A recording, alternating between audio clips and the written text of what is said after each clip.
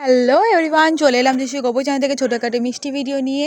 তোমরা কেমন আছো অবশ্যই কমেন্টে জানিয়ে যেও। আমি তো খুবই ভালো আছি। আর আমার ব্লগ দেখতে তোমাদের কেমন লাগছে অবশ্যই কমেন্টে জানিয়ে যেও।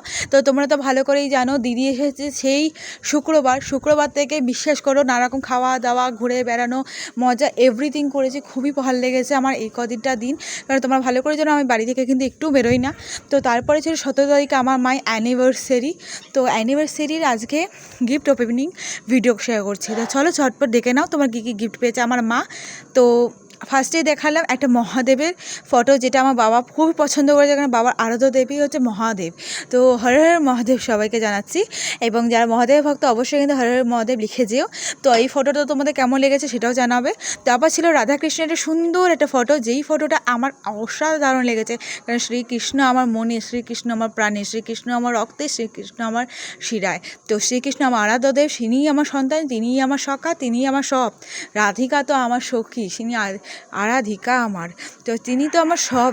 এরা দুজন মিলে আমার জীবন জুড়ে রয়েছে। তাদের ফটো দেখে তো খুব সুন্দর লেগেছে, ভেবেছি ওই ফটোটা আমার ঘরেই লাগাবো। তো তো মা কী করবে জানি না, মাকে বলেছি, মা বলেছে অবভিয়াসলি মহাদেবটা মায়ের ঘরে থাকবে আর রাধাকৃষ্ণটা আমার ঘরে। তো আমার একটা ইচ্ছা ছিল সেই রাধাকৃষ্ণের একটা ফটো নেবো, সো সেই কারণে মেসোতেও দেখছিলাম, কিন্তু এখানে এত সুন্দরটা দিয়েছে আর কি কেনা যায়। তো তারপরে একটা ছিল হচ্ছে কাপ প্লেটের সেট, যেটা আমার একটা ড্রয়িং টিচার আছে, মানে আমার না, পাড়ায় একজন ড্রয়িং টিচার আছে এবং ডেকোরেশনও করে। তো মায়ের অ্যানিভার্সারিতে পেছনে দেবে যে ডেকোরেশনটা হয়েছিল সেটা কিন্তু সেই করেছিল, দীপঙ্কর আঙ্কেল। তো সেটাই দিয়েছিল গিফটে, দেখ একটা কাপ প্লেটের সুন্দর একটা সেট, যেটা দেখতে কিন্তু খুবই সুন্দর ছিল। আর কাপ প্লেটের সেটটা কিন্তু খুব ভালো হয়েছে।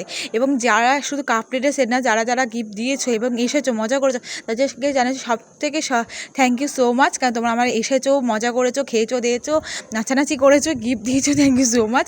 তারপরে ছিল একটা সুন্দর একটা মানে কী যে বেড কভার। তো পরপর দেখতে পাচ্ছ কতগুলো বেড কভার পেয়েছে, একটা পিঙ্ক কালার, আর এই বেড কভারটা দিয়েছে আমার পিপি। তো একদম বেড কভারটা সেট ছিল, মানে হচ্ছে চাদরের সাথে মাথা বালিশ কোলে বালিশের সেট করা। তো এটাও কিন্তু খুবই সুন্দর হয়েছিল। তার সাথে কিন্তু এটা কিন্তু ছিল আরেকটা গিফট, এটার মধ্যেও কিন্তু কাপ প্লেটের সেট আছে। তো তোমাদের দেখাবো এই কাপ প্লেটের সেটটাও কিন্তু খুবই সুন্দর।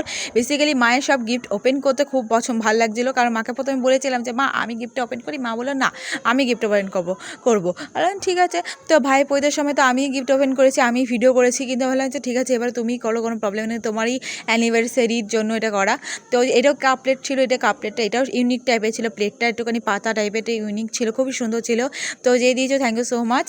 আর এটা হচ্ছে আরেকটা শার্ট টাইপের কিছু শার্ট দিয়েছিল একদম বাবার জন্য।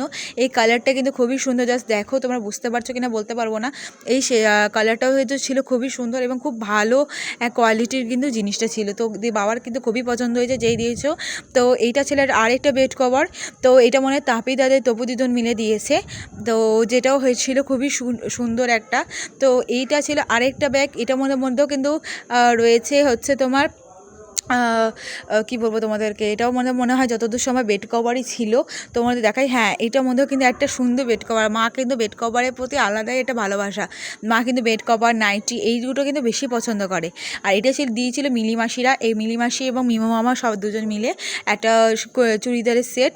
তো এটা কিন্তু খুবই একটা ব্রাউনের মধ্যে খুব সুন্দর একটা কালারের ছিল, এবং কিন্তু কোয়ালিটি কিন্তু খুবই ভালো, কিন্তু দেখতেও কিন্তু খুব সুন্দর। মা তো ফর্সা, এরকম কালার পরলে মাকে ভালো লাগবে।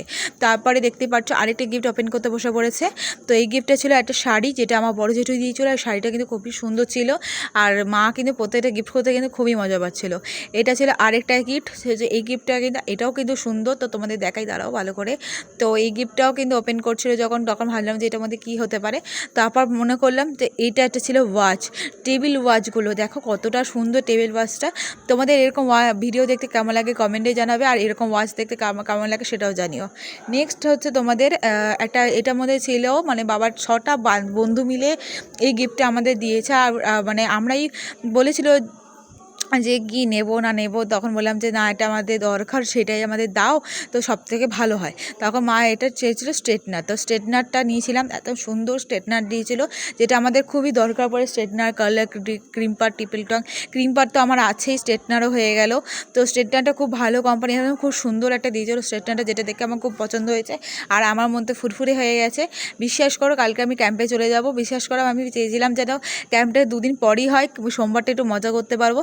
বিশ্বাস করো ভগবানের দয়া সেটাই পেরেছি। তো যাই হোক, এটার মধ্যে ছিল একটা এটা নবাব কাকাই দিয়েছিল। আর এটার মধ্যে ছিল সুন্দরটা শিব পার্বতীর একটা সুন্দর মূর্তি, আর খুব সুন্দর দেখতে ছিল এটা। আমার যখনই মাকে সিঁদুর দান হয়েছিল তখনই এটা দিয়েছিল হাতে, কিন্তু তখন তো শেয়ার করতে পারিনি, তাই এখনই শেয়ার করলাম। তো তারপরে বাবা যেখানে কাজ করে সেখান থেকে দিয়েছে এই হুডি, তার দিয়েছিল এই শার্টটা। তোমাদের কেমন লাগলো এই গিফটগুলো কমেন্টে জানিও। ভালো লাগলে অবশ্যই লাইক কমেন্ট শেয়ার করে দিও। এটা সবাই।